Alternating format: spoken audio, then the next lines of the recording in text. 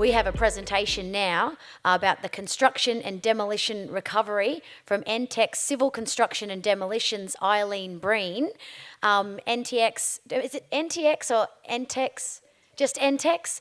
There's so many acronyms in so many different worlds. Sometimes I try to pronounce them and I'm wrong, but this one, NTEX. Like, yeah, cool. Not NTX or anything like that. No, NTEX. I'm going to get it 100% by the end of the time I've said NTEX at least 10 times in your intro. Is it working? It's good branding. Like, everyone will recognise NTEX and will never forget NTEX after I've said it one more time. NTEX. Thanks, Peter. I don't know what I'd do without you. You're here for comedic relief, my friend. Like, I might be a stand-up comic, but without you, we don't have the humour in this room. It's all those years of experience in business, right, sir? He's only 30 years old, so it's fine. Don't know how he's done it, but he's found the magic key to time travel, and I'm really impressed. So I have an arts degree. I don't know how to do the maths, so I believe you, Peter. Anyway, NTEX, there we go, is a Northern Territory, locally owned and operated civil contracting company that provides groundwork and site development services, demolition and transportation of aggregate and other goods. Friends, can I please get you to put your hands together and welcome Eileen Breen.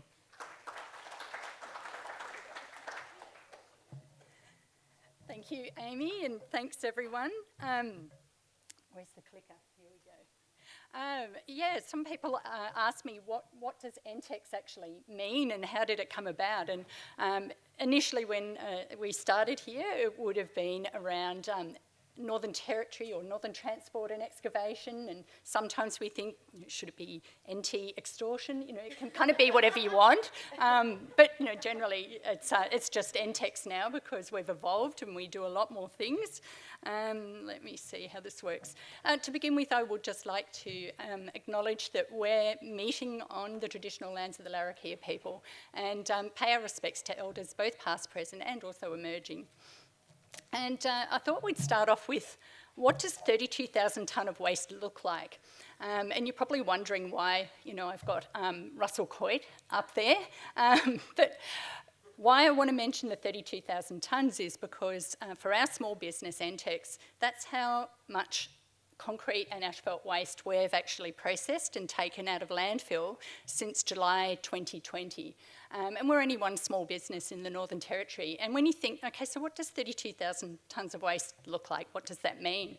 So if you imagine a fully loaded Toyota Land Cruiser, 10,000 of them, that's the same weight as 32,000 tonnes of concrete.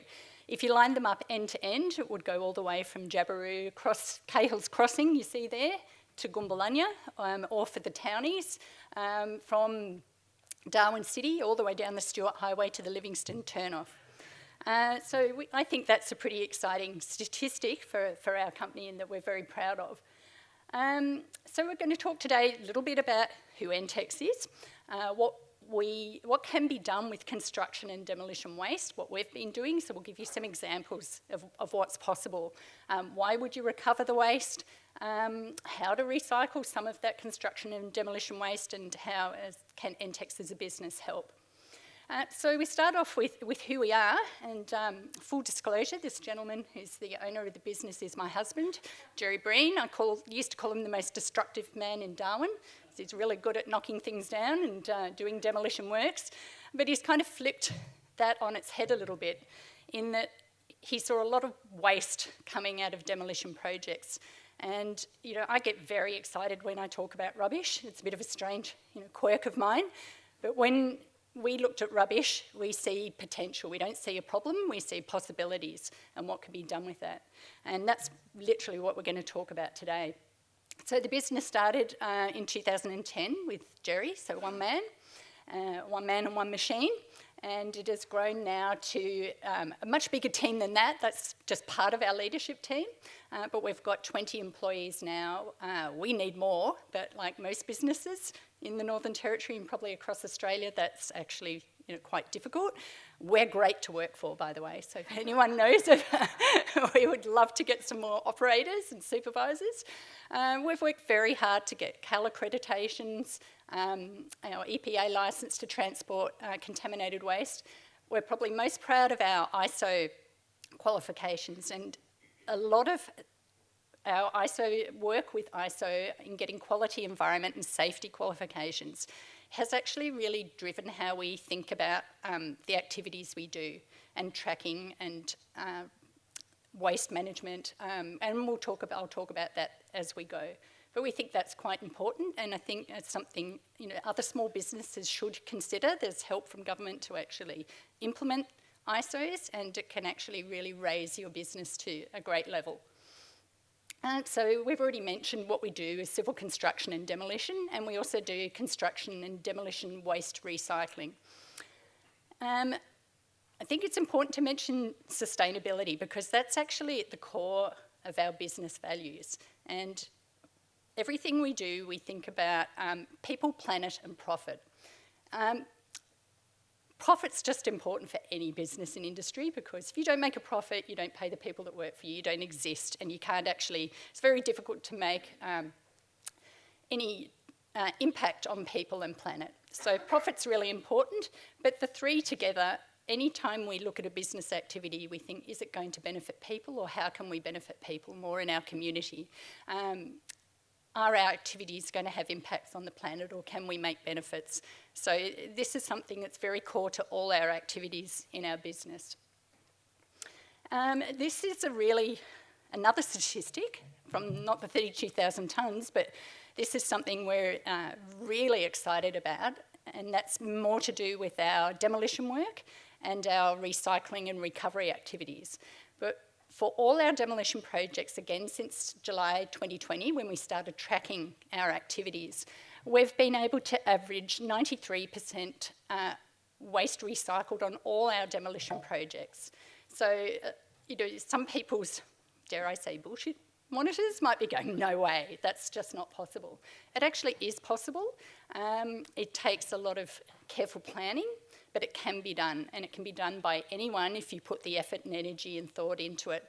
So we actually track every single thing that we do with our recycling activities. It's not always just recycling, it might be repurposing, remanufacturing, recovering, and we've come up with lots of different ways to reuse those particular products. And I've just noted some of the demolition projects that we've done in the last 18 months to 2 years. Some of them are quite big, so John Stokes Square demolition, we got a 91% recovery rate on that. Richardson Park was a very large project, 98% of our products were recovered. And I'll actually show some case studies so we can give examples of how we did that.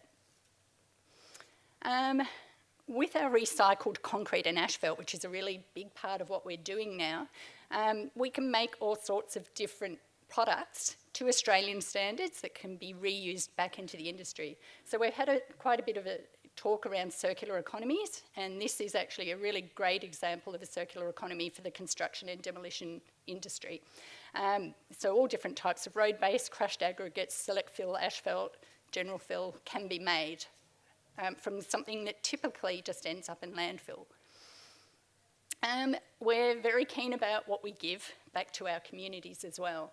And we think with our demolition activities, there's often a lot of opportunity to give back to community and donate, rather than just throwing it away. Love that picture. It's actually of the demolition job it was the AURORA KAKADU lodge that needed to be demolished.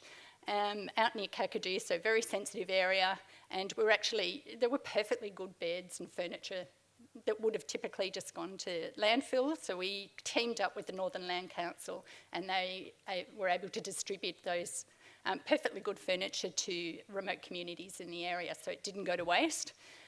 Other examples, we did a demolition project in Katherine for the sports ground there, and we were able to donate the light poles and the distribution boards to the Speedway, so they've actually been kept in the community and been reused. We donated some of our crushed aggregate, concrete and block work that we were able to crush from Malden demolition, so that was a demolition of 32 housing units, and we were able to donate that material to the Top End Motocross Club. and they've been able to have a car park out of that, all-weather track now, so that the kids can get out and do their little motocross activities all year round, even in the wet season. Another example was rehabilitation of Daly River landfill site. So we were doing some demolition work for 2 houses that were burnt out in Daly River, and able to use some of that concrete material and also the existing concrete that was like legacy waste in their landfill site to rehabilitate that landfill, extend the life of that particular landfill facility as well. Okay, the challenges. Challenges are many, and I think probably one of the main one is convincing people that you can recover waste from demolition projects, and that you can actually get over 90% of waste recovery. So that's been one of the big challenges. The other one, of course, is like NT is a really big jurisdiction. We're only one small company. And it's really hard for us to keep up with the volume of work that we're actually getting as well. Hence why we'd love to grow and get more employees. We feel like we're a bit like an SAS team. We're very efficient. Like most successful businesses, we get in, we do the work and do it very well to very high standards and get out. If we were to push ourselves too far, we probably wouldn't be able to deliver to those same standards, and those standards are really important to us. So that's a big challenge.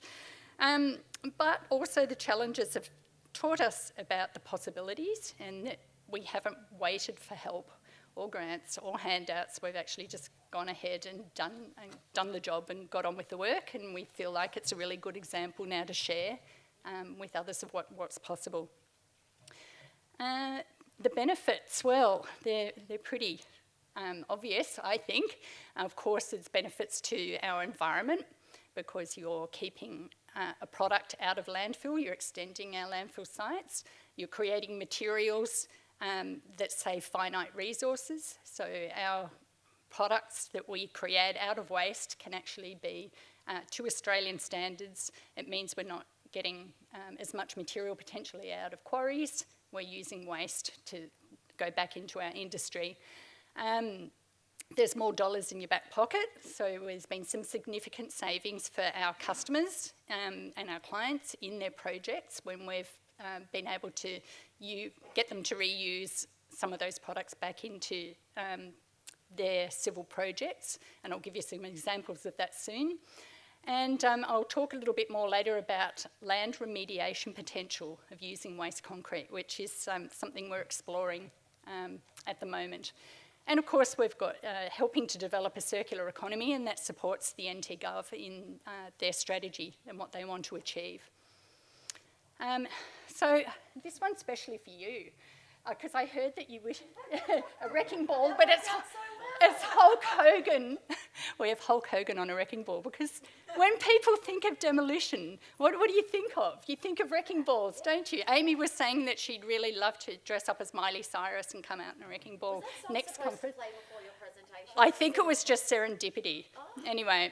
That's sting music, I like it. So, demolition is not what you think of. It is not a Hulk Hogan on a wrecking ball. It's not a bulldozer. People think bulldozers just come in and absolutely knock everything down. It's actually a very carefully planned out process. And for it to happen well and to have the kind of recovery rates for materials that we have, it does need to be planned well. So I'm just going to quickly go through that process and what that means. So the first step that we always do is a pre-demolition audit. So that came out of our ISO and looking at our processes of how we can actually manage our projects better. And I think a pre-demolition audit's really important because what it does is we get an independent hygienist to come in and look at our projects with us and identify any contaminants. So that's the first thing, because if a material is contaminated, you cannot recover it and reuse it. It has to be treated appropriately and be disposed of correctly.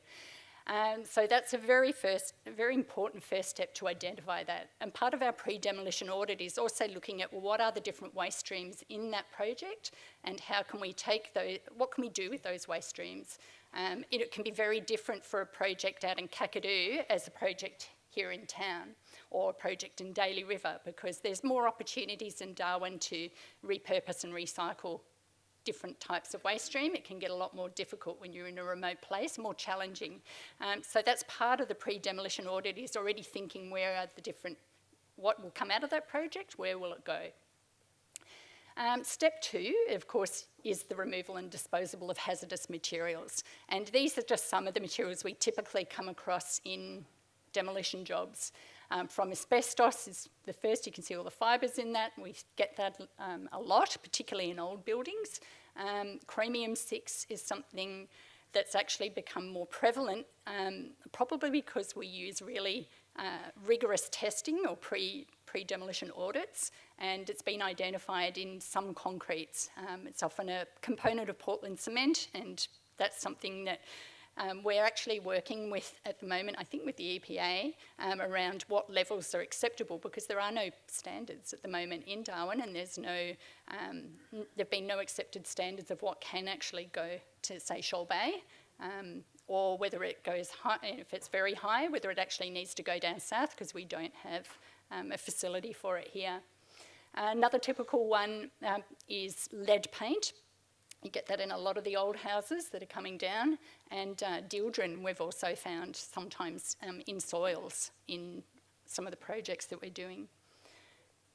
Step 3 is getting a clearance certificate. So for any product, any waste stream that we are going to use and repurpose, we need to know that it's clean and not contaminated.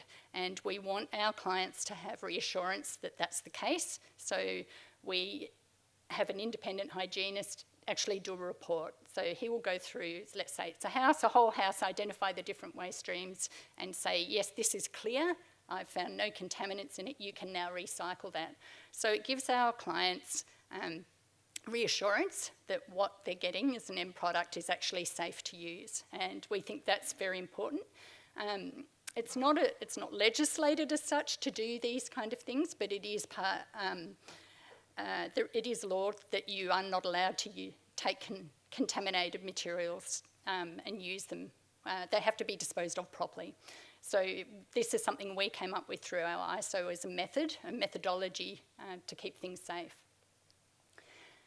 Step 4, of course, is separation of waste streams. That's really important if you want to do recycling and recovery. Now this is, I think, Richardson Park.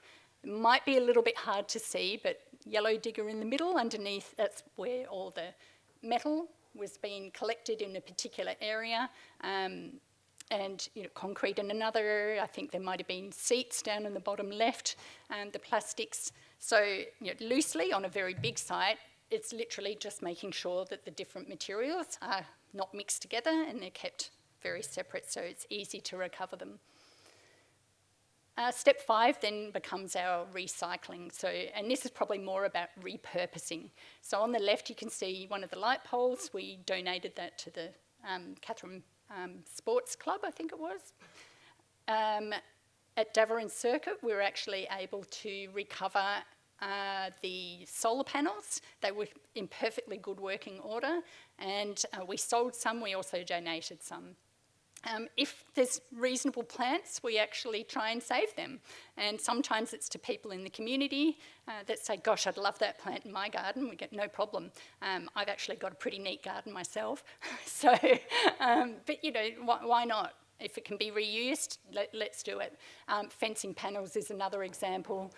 We've also donated, with Richardson Park, I think it was, over 20 perfectly good working ovens. There was nothing wrong with them. We donated them to HPA, that's the dump shop at Shoal Bay, helping people achieve, and they can sell that on and make a profit for their activities. So they're just some examples of what we might do. Step 6 is the disposal of general waste. So these are the contaminants, the things that we can't recycle, and that generally has to go to landfill. So there's no getting away. We've never had a 100% recyclable rate. It's got to go where it's got to go. Step 7, if there's concrete or asphalt on the site, this is where the fun part comes in for us, and that's turning a waste product into an aggregate that can be reused back into industry. And we've started off, and it was actually Jerry's vision to get this great little machine that you see here. It's a little mobile crushing unit that we imported from Germany. It has some great technology in it where it'll actually separate the rebar in concrete from and separate the two waste streams out. So you can see where we've gathered up that rebar was in concrete. So it's come out, that can go for metal recycling. And what's left is, you know, you might get a tiny little bit of rebar left in it, but it's very minimal. It actually works really, really well. The beauty of that machine is we can put it on the back of a flatbed truck and it's mobile. So we don't even have to take the waste off-site, depending on the project and the environment around it. But it's pretty safe and we have really good dust suppression measures. It's actually, you know, very safe to use. And what it means is you don't actually have to have your waste stream move off-site if there's an opportunity to reuse that product back into the project that comes after the demolition. And what we were very excited about that particular machine was its mobility. It's got tracks that can move around on site, but because we can put it on a truck, we can actually go to regional and remote communities if the need is there. So it's quite portable. This beast is I haven't given it a name yet, I'll have to think of one. It's our latest purchase, so it's about 4 times the size of our little machine because we have so much demand now for our services. Initially, the smaller machine we have just more than anything used exclusively for our own demolition projects. But word's got out, we've been doing some work for various councils, also other industry where they've asked us to come and crush concrete and other aggregate products on site for them. We've just invested a bit over $1 million, which is a lot for us. It's a small business, but we see the potential and the need is there. It's also mobile. We can actually put it on a truck too and get out if it's a big project. But I'll talk about our future plans in a little space and what we'd really like to be doing with this machine. We also do asphalt recycling. So I think our biggest project was the Air 700 project for the RAF base, and we removed all their asphalt, and we've been able to repurpose and recycle that asphalt through that little crushing unit that we have, and it's been used in a number of different projects now, and pretty much all of it's going to be reused. So I thought it'd be actually useful to look at a couple of case studies. This first one is actually, see that big black line through the middle of that photo? That's our recycled asphalt. So we're very excited. We have had a civil project out at Shoal Bay for water and carbon, and that was doing the civil component of their new wastewater treatment facility. And it had a very narrow access road. It was really difficult for trucks to get in and out of, very muddy and dusty, and we came up with a solution. We said, look, we've got this waste asphalt. It's all been tested to Australian standards. It's safe. We could actually make a dual carriageway in there for you. And so that's exactly what we did. And that came from the RAF base in Darwin. It extended and sealed the road and has come up with a really good solution. In that project, we also used recycled concrete from a demolition project, which was the McDonald's at Casuarina. So that recycled concrete became the road base, and there was also some concrete from the RAF base that we incorporated into the drainage structures. So those big, they look like tunnels or tanks in the middle, they have actually RAF base concrete underneath them. Another case study was Richardson Park demolition. So there was quite a lot of waste concrete in that particular project. And we also had a nearby motor vehicle registry demolition project that we had. And so we worked with DIPL to get agreement with them to bring the MVR demolition concrete into Richardson Park and keep all the Richardson Park concrete on site. And we recycled it to make type 2, type 3 and select fill, and it's been used now for the stage 2 of the Richardson Park upgrade. So that was actually, for that just one project, 4,500 tonnes of concrete diverted from landfill and it actually saved the NT Gov $130,000 in cost by using this process. But the other thing it also saved is truck movements on the road. So you think about that. How many truckloads or truck movements would there have been for 4,500 tonnes of concrete going backwards and forwards? And then there's the safety factor of that as well. You haven't got big trucks moving through the community doing waste. So there's all sorts of other flow-on benefits from thinking about a project in this way. The KAKADU, AURORA KAKADU Lodge demolition was another example where we used the waste concrete from that project. We recycled it on site as well, and 3,200 tonnes of concrete were diverted from landfill in that project.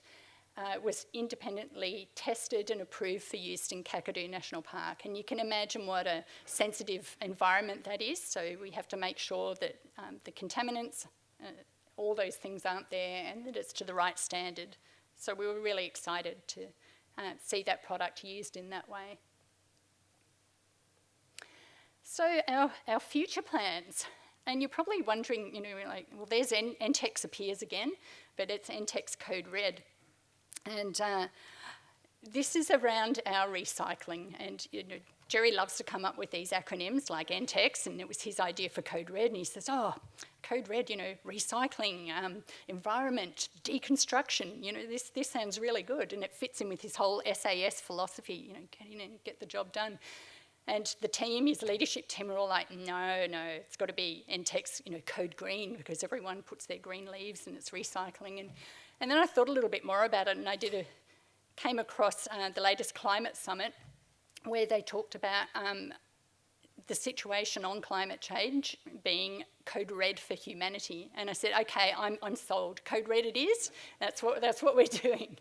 So our future plans with the business, what we're planning for, what we would love to see happening, we'd love to have a fixed construction and demolition waste recycling facility, specifically for concrete and asphalt, but also to extract the metals from it as well. We'd love to have that in the Darwin area, and I'll explain why when I get to the bottom point, why we'd like to have it harbourside. But logistically, we'd like it to be very accessible so that we're not having so many truck miles for people to come and, so it's not just our demolition projects that we're doing the concrete recycling, but we'd love to see it for all demolition projects in the Darwin area and beyond.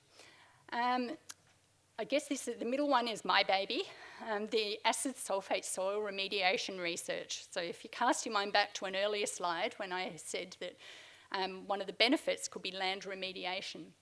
So acid sulphate soils are actually a bit of a problem in Darwin, and a lot of people might not know about that, but particularly around some areas of East Arm and Middle Arm.